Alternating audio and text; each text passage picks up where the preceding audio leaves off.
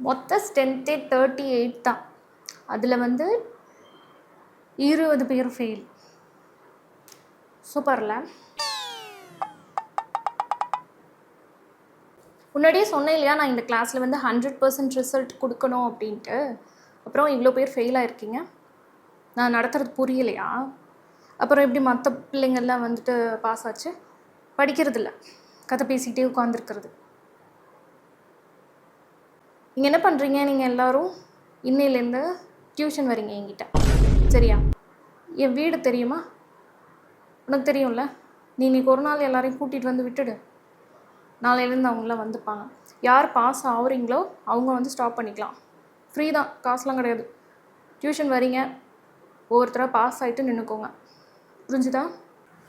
So நீங்கள் எல்லோரும் tuition வாங்க, அங்கே உங்களை கவனிச்சுக்கிறேன். ஃபர்ஸ்ட் டே மட்டும்தான் என்னை சிரிக்க விட்டீங்க. அதுக்கப்புறமேட்டெல்லாம் நல்ல ப்ரெஷரும் டென்ஷனும் ஏற்றி விட்டு வேடிக்கை பார்க்குறீங்க. Good good. நீங்கள் வாங்க, நான் உங்களை பார்த்துக்கிறேன்.